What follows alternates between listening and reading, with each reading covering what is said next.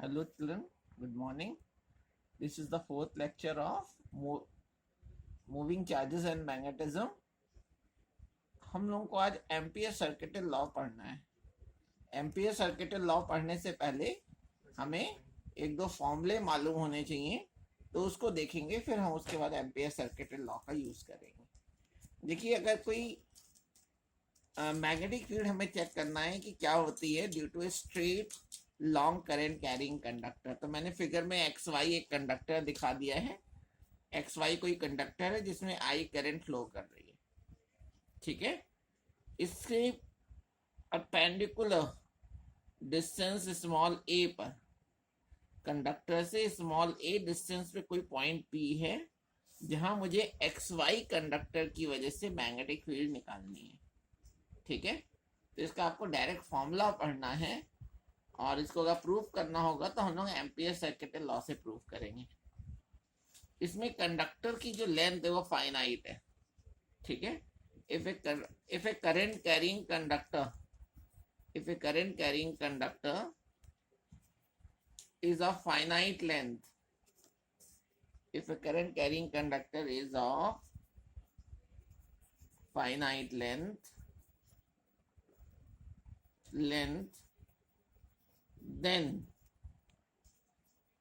Magnetic field अगर हम निकालें एट पी, अगर पी पॉइंट पे मैग्नेटिक फील्ड निकालते हैं तो मैग्नेटिक फील्ड को बी सिंबल से लिखते हैं। तो magnetic field B is equal to, ये फॉर्मूला होता है mu not upon 4 pi I upon A sine phi one plus sine phi one plus sine phi two, sine phi one plus sine phi two. ये formula होता है magnetic field का due to a straight long current carrying conductor. लेकिन इसमें conductor की length जो है वो फाइनाइट होनी चाहिए, फाइनाइट लेंथ का होना चाहिए। लेकिन अगर ये कंडक्टर इनफाइनाइट लेंथ का है, if a conductor is of infinite length, if a conductor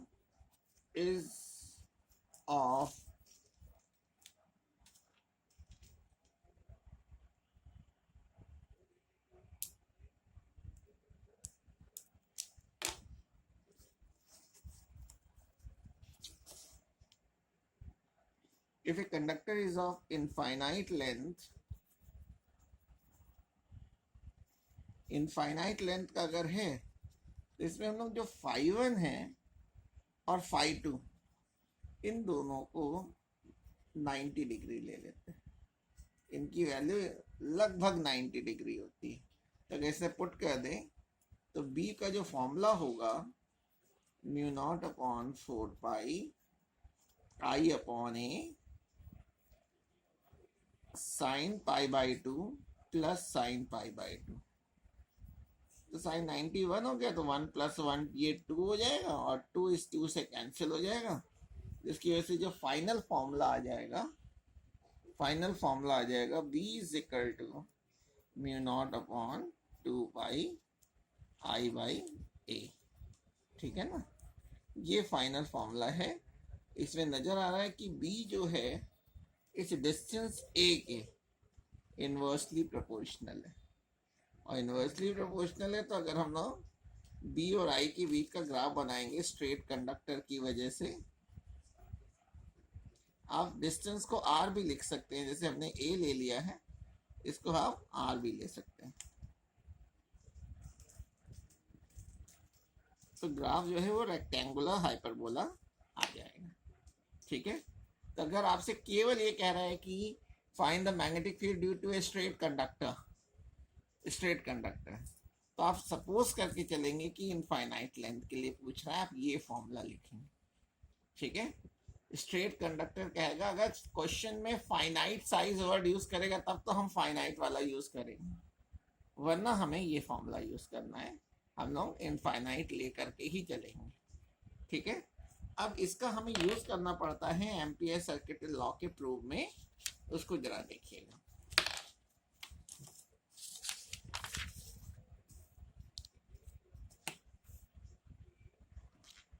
तो ये नेक्स्ट हेडिंग है ampere circuital law. Ampere circuital law.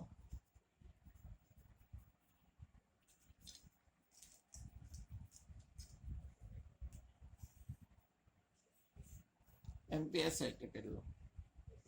Ampere circuital law का जो फॉर्मूला है वो कुछ इस तरह का है, B dot dl is equal to mu not times of I। इसी को हम लोग लैंग्वेज में लिख देते हैं तो ये इसका स्टेटमेंट हो जाता है। जैसे हम लोग गॉस थ्योरम का यूज करके डिफरेंट शेप के अगर चार्ज कंडक्टर हो तो हम लोग इलेक्ट्रिक फील्ड फाइंड आउट कर लेते थे, वैसे एम्पियर सर्किटल लॉ का यूज करके अलग अलग शेप के अगर कंडक्टर है तो हम लोग मैग्नेटिक फील्ड निकाल सकते हैं। ठीक है, तो हमें एम्पियर सर्किटल लॉ देखना है क्या है। अब देखिए यहाँ पे डीएल, इसको पढ़ते कैसे हैं, ये मैग्नेटिक फील्ड है, ये लेंथ एलिमेंट है, इस लेंथ एलिमेंट को बोलते हैं लाइन, ये इंटीग्रेशन का साइन है ओवर ए क्लोज सर्किट। ठीक है, तो स्टेटमेंट है line integral of magnetic field, line integral of magnetic field around any closed path, around any closed path is equal to the mu naught times of total current passing through the circuit, passing through the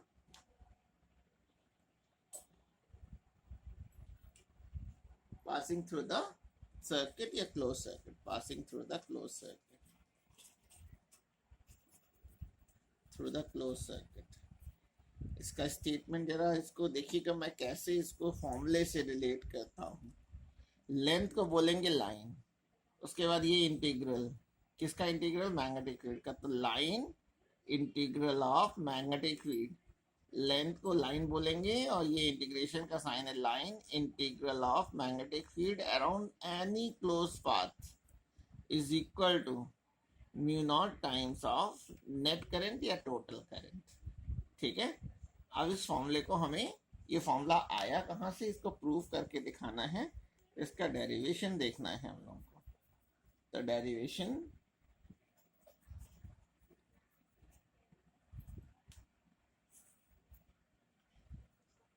तो ये मैंने एक wire दिखा दिया है,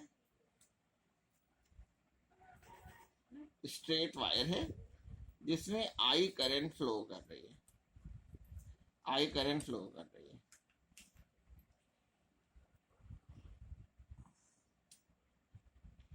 ये इस wire से स्मॉल आर डिस्टेंस पे यहाँ कोई पॉइंट पी है, ये कोई पॉइंट पी है जहां मैंने मैग्नेटिक फील्ड सपोज कर लिया है कि बी है, मैग्नेटिक फील्ड की वैल्यू बी है। तो हमने राइट हैंड थंब रूल बताया था। राइट हैंड थंब रूल में क्या था कि अगर किसी कंडक्टर को अगर हम अपने राइट हैंड से इस तरह से होल्ड कर ले कि थंब करंट की डायरेक्शन में हो, तो हमारी फिंगर्स जिस डायरेक्शन में मुड़ी होंगी वो मैग्नेटिक फील्ड को रिप्रेजेंट करेंगी। ठीक है, तो इस पी पॉइंट पे मैग्नेटिक फील्ड की ये डायरेक्शन होगी, यहां निकालेंगे तो ये डायरेक्शन होगी, यहां चेक करेंगे इस पॉइंट पे तो इधर की ओर होगी, ये मैग्नेटिक फील्ड की डायरेक्शन हो जाएगी। ठीक है, मैंने इस वायर में एक लेंथ एलिमेंट ले लिया है, ए से सी तक की लेंथ को मैंने डीएल ले लिया, है। तो in figure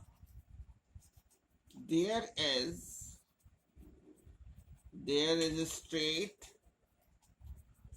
current carrying conductor, there is a straight current carrying conductor,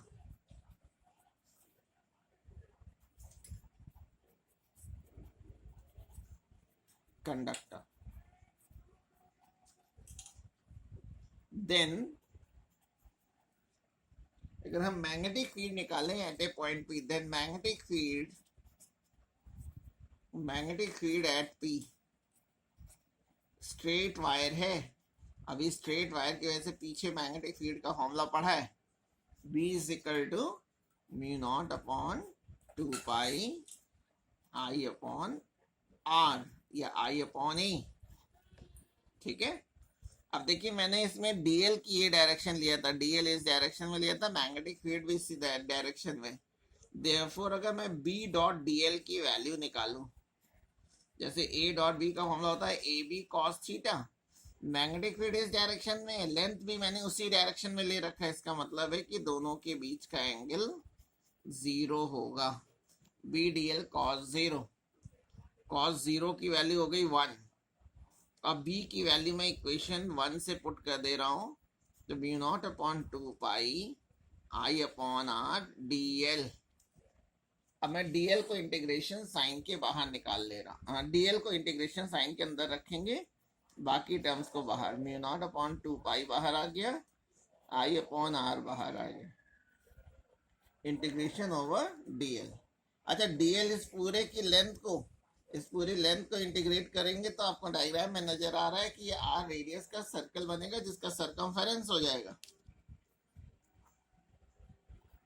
तो ये हो गया mu not upon 2 pi, mu naught upon 2 pi I upon R, और इंटीग्रेशन ओवर DL क्या हो जाएगा 2 पाई R। इसको अपने समझने के लिए यहाँ साइड में लिख दिया जा रहा है कि इंटीग्रेशन ओवर DL जो है 2 पाई R है। तो ये 2 पाई R से कैंसिल, तो फाइनल एक्सप्रेशन आ गया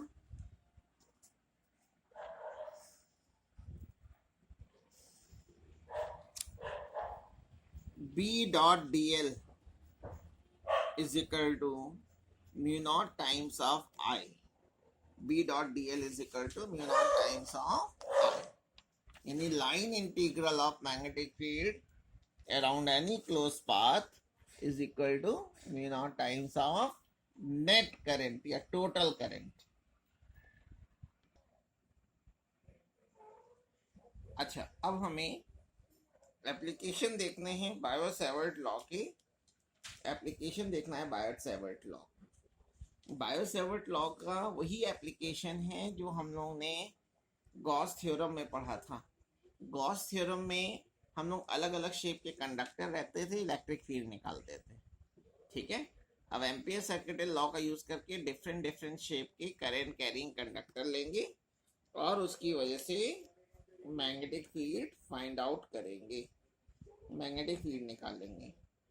ठीक है, तो मैं डायग्राम दोबारा नहीं बना रहा हूँ, ऊपर वाला ही डायग्राम इसमें भी यूज होगा।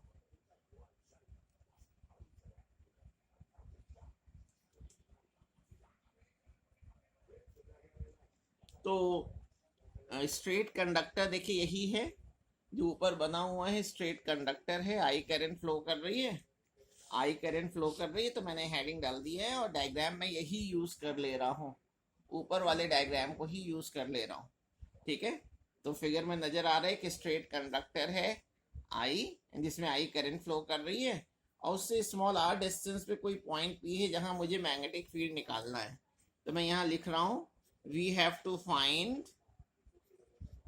to find magnetic field at a point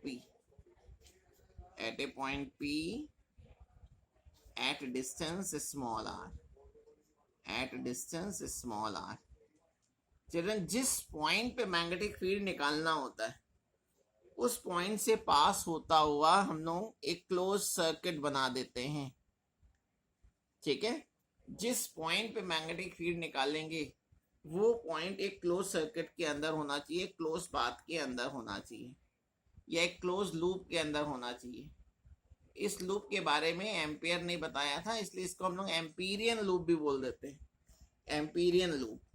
ठीक है, तो ये एक एम्पीरियन लूप बना रखा है हम लोगों ने जब आप डायग्राम बनाएंगे तो उसको लेबलिंग करके लिख दिया जाएगा कि एम्पीरियन लूप है ये। Now by Biot Savart's law, अगर मैं बायट सेवर्ट्स लॉ लगाऊं, सॉरी बाय सेवर्ट लॉ नहीं, Ampere circuital law. Now by Ampere circuital law, Ampere circuital law अगर लगाते हैं, अप्लाई करते हैं, तो एम्पियर सर्किटल लॉ का फॉर्मूला होता है B dot D L is equal to mu not times of total current. इसमें फिर वही चीज है कि B और डी एल दोनों की डायरेक्शन सेम है, इसलिए एंगल जीरो हो जाएगा, तो मैं यहाँ B d L cos zero लिख दे रहा हूँ, is equal to mu not times of I. मुझे B को वैल्यू निकालनी है, इसलिए मैंने इसको इंटीग्रेशन साइन के बाहर कर लिया, तो ये म्यू नॉट टाइम्स ऑफ आई हो गया। ठीक है, म्यू नॉट टाइम्स ऑफ आई हो गया। अब डीएल को जब इंटीग्रेट करेंगे, इसमें डीएल को जब इंटीग्रेट करेंगे तो सर्कमफेरेंस बन जाएगा, तो मैं यहाँ पे इंटीग्रेशन ओवर डीएल की वैल्यू रख देंगे 2 pi R is equal to mu not times of I. तो यहाँ से फाइनल फॉर्मूला आ गया mu not upon 2 pi I by R. ठीक है, ये स्ट्रेट कंडक्टर की वजह से मैग्नेटिक फील्ड का फॉर्मूला होता है, और ग्राफ ऑलरेडी पीछे बता चुके थे, एक बार फिर देखते हैं कि अगर मैग्नेटिक फील्ड और आर के बीच में आप ग्राफ ड्रा करेंगे, जब भी इनवर्सली प्रोपोर्शनल होता है तो ग्राफ रेक्टेंगुलर हाइपरबोला आ जाता है। ये एम्पियर सर्किटल लॉ का फर्स्ट एप्लीकेशन था, यानी एम्पियर सर्किटल लॉ का यूज करके हमने स्ट्रेट कंडक्टर की वजह से मैग्नेटिक फील्ड फाइंड आउट किया है। जैसे स्ट्रेट कंडक्टर की वजह से मैग्नेटिक फील्ड निकाला है, वैसे अब हम लोग सोलिनॉइड की वजह से निकालेंगे। ये चिल्ड्रन, तब हम लोग मैग्नेटिक फील्ड निकालने जा रहे हैं एक सोलिनॉइड के अंदर। सोलिनॉइड होता क्या है, अगर हम एक कार्डबोर्ड का सिलेंडर ले लें और उससे पूरे में वायर लपेट लें, खूब क्लोजली वायर लपेट दें, ठीक है ना, तो ये जो अरेंजमेंट होगा वो सोलिनॉइड कहलाएगा। या जैसे ये पेन है, इस पेन के ऊपर ही हम लोग पूरे में वायर लपेट दें, ठीक है, और करंट को फ्लो कराएं, तो ये सोलिनॉइड बन जाएगा। ठीक है, तो मैंने यहाँ पे एक सोलिनॉइड दिखाया हुआ है, और सोलिनॉइड के भीतर जो मैग्नेटिक फील्ड होती है वो यूनिफॉर्म होती है। और मैंने इस तरह से सपोज कर लिया, जैसे ये सोलिनॉइड है तो करंट इस डायरेक्शन में फ्लो कर रही है, जिस डायरेक्शन में मेरी फिंगर्स मुड़ी हुई हैं, जिस डायरेक्शन में फिंगर्स मुड़ी हुई हैं वही मैग्नेटिक फील्ड की करंट की डायरेक्शन है। ठीक है, तो ऊपर जो है ऊपर वाले पे मैं अब ध्यान देंगे तो मैंने यहाँ सर्कल के अंदर डॉट बना रखे हैं, यानी करंट ऊपर की ओर आ रही है और फ्लो करने के बाद क्रॉस बता रहा है कि अंदर की ओर एंटर कर रही है। ठीक है, तो हमें इस पी पॉइंट पे मैग्नेटिक फील्ड निकालना है। एम्पियर ने बताया कि जिस पॉइंट पे आपको मैग्नेटिक फील्ड निकालना है वो एक लूप के अंदर होना चाहिए। तो मैंने एक पर्पल कलर का लूप दिखा दिया है, इस लूप को एम्पीरियन लूप कहते हैं। और मैंने सपोज कर लिया है कि ए से बी तक की जो डिस्टेंस है स्मॉल एक्स। ठीक है, तो मैं अब इसमें एम्पियर सर्किटल लॉ अप्लाई करने जा रहा हूं। तो बाई एम्पियर सर्किटल लॉ,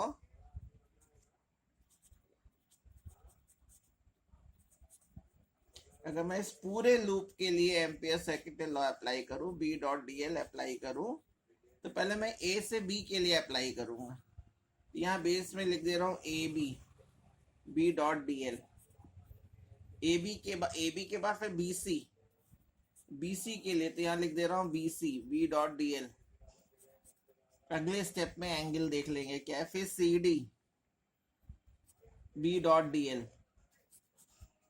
फिर आखिरी में डी ए ले लेंगे, D A, B dot D L. ठीक है, तो आप इसमें देखिए ये मैग्नेटिक फील्ड की डायरेक्शन है और डीएल भी इसी डायरेक्शन में ले रहे हैं, तो ए बी में तो बी और डीएल आपस में पैरेलल हो जाएंगे, तो ये हो गया B D L cos zero. Cos zero की वैल्यू हो गई 1। ये मैग्नेटिक फील्ड इधर की ओर बी सी इसके परपेंडिकुलर है, तो सेकेंड वाले केस में B D L cos 90 cos 90 की वैल्यू तो हम लोग जानते हैं 0 होती है। और सोलिनॉइड से बाहर डीसी, सोलिनॉइड के बाहर मैग्नेटिक फील्ड 0 होती है, तो थर्ड वाले टर्म में बी की ही वैल्यू 0 होगी।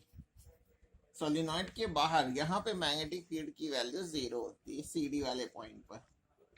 और अब डी ए को देखिए, फिर वो परपेंडिकुलर है, तो डी ए परपेंडिकुलर है, इसका मतलब है बी डी एल कॉस 90। तो जो कॉस 90 वाले टर्म है, जैसे सेकेंड टर्म 0 हो जाएगा और फोर्थ टर्म 0 हो जाएगा, और थर्ड टर्म मैग्नेटिक फील्ड 0 होने की वजह से 0 हो गया। तो केवल क्या बच गया, फर्स्ट टर्म बच गया। इसे मैंने b को बाहर निकाल लिया, इंटीग्रेशन ओवर dl।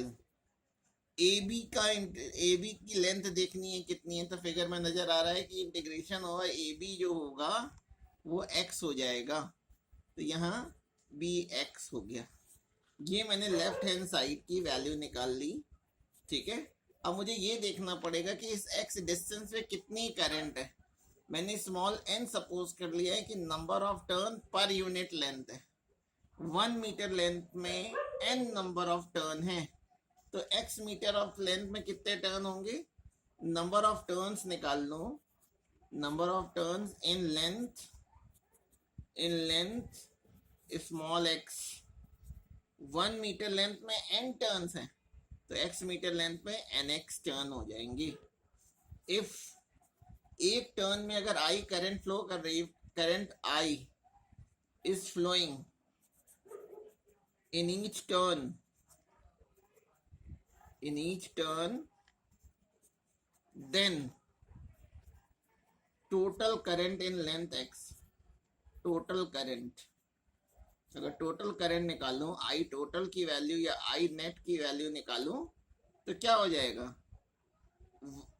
1 टर्न में I करंट है और टोटल टर्न है nx, तो nx से मैंने मल्टीप्लाई कर लिया। अब ये फॉर्मूला आप जानते हैं कि B डॉट डी एल की जो वैल्यू होती है, B डॉट डी एल की वैल्यू होती है mu not times of total current या नेट करंट। मैं B डॉट डी एल की वैल्यू इक्वेशन 1 से रख दे रहा हूँ और I नेट की वैल्यू इक्वेशन 2 से रख दे रहा हूँ। तो ये B X is equal to mu naught I N X, X X cancel, तो B इज इक्वल टू आ गया mu not n I, mu not n I. ये फॉर्मूला हो गया।